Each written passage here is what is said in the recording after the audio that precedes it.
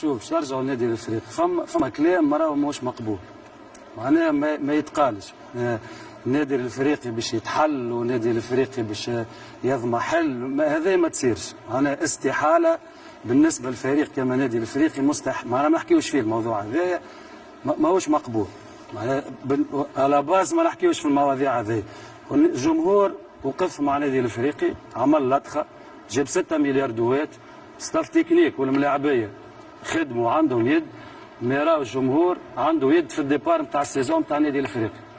لي 9 بروميي ماتش اللي عملهم النادي الافريقي واللي عمل فيهم ديبار اكسبسيونيل، راهو لي في نتاع اللطخه نتاع الموبيليزاسيون نتاع الجمهور، سيتي اون غروند سورس دو موتيفاسيون للملاعبيه.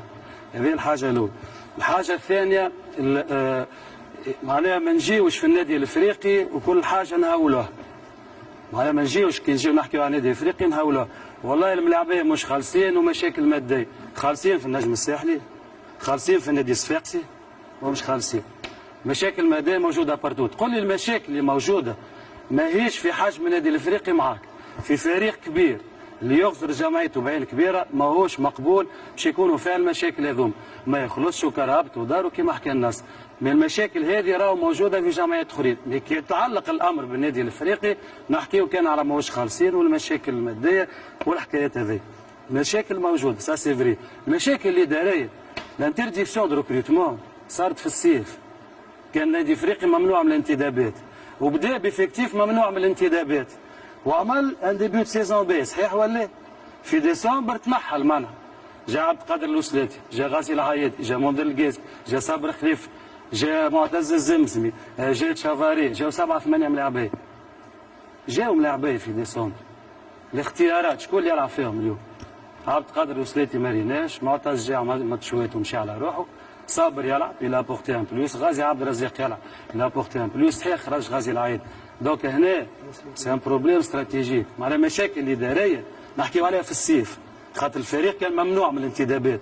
من بعد في ديسمبر فهمت هاك عملت ريكروتمون، هاك جبت ملاعبيه، جبت منذر القاسمي وجبت والزمزمي، ورجعت سامي الهمامي اللي ما كانش في النادي الافريقي. هذا هو. الحاجه الاخرى اللي انا بالنسبه لي انا معناها راهو يلعب في النادي الافريقي ولابس ماريو النادي الافريقي، كي نقولوا عليه كلمه معناها نمسوا النادي. معناها كي يجي يقولوا والله النادي الافريقي ما فيهش ملاعبيه وما عندوش افكتيف، ماهيش مقبول. ماهيش راهو مانيش افوكا نتاع الملاعبيه، راه باش نبداو واضحين.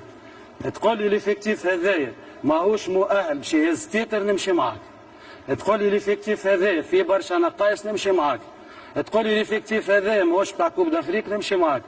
اما النادي الافريقي عنده افكتيف، اعطيني الاخرين اش عندهم سيدي. هات شوفوا الاخرين اش عندهم. ماهوش في حجم النادي الافريقي نمشي معاك. اما تقول لي ولا ما فيش افكتيف ما فيش ملاعبيه، ما نحبش نسمي جمعيات الاخرين، هو اللي كلاسي مع النادي الافريقي اش عندهم باش قاعدين يلعب خير من اللي موجود في النادي الافريقي. هذا راهو مس من النادي عندي انا.